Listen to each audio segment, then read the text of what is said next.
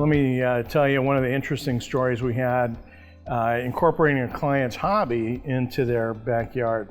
One of my customers was a wine connoisseur, really enjoyed wine tasting, wine parties, this sort of thing. And we were looking for kind of a creative waterfall as well, and it was a small backyard, so we had a challenge of creating something nice in a tight space. And what I ended up designing for them was a wine bottle waterfall spa. So the spa was an 8x10 spa with a 450 wine bottles behind it and 3 sheer waterfalls that spilled from the wall. Now, to make the bottles look interesting, we used fiber optic cables in the back of the bottles and lit them with an illuminator. Okay, so we've got 450 bottles and 500 fiber optic cables going into the backs of these bottles. Well, we had to get the bottles in place, and what one of my foremen came up with was dipping the corks in olive oil so you could push the fibers in and then jam the corks in, because they were hard to get in without a little bit of some kind of lubricant. Olive oil seemed to be the solution.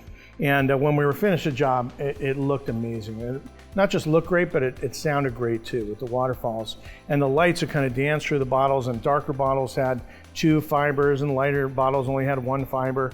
And it was one of our first wine bottle projects, since we've built several things out of wine bottles. We've built outdoor showers, and we built barbecue counters and these whole things, but this was one of the first. It looked great.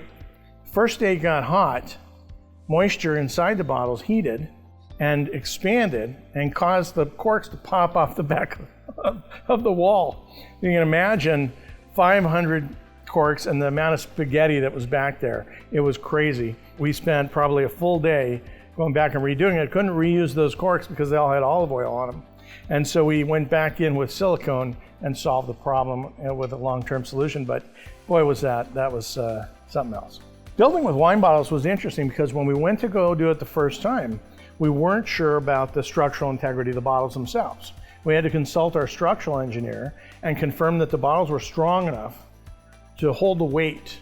And it turns out glass bottles are pretty strong, actually kind of similar to working with glass blocks in construction. We had a great time, customer had a great time, and the project ended up being featured. It was the first Masters of Design award that we received from Pool and Spa News, and it was a national recognition and a real feather in our cap.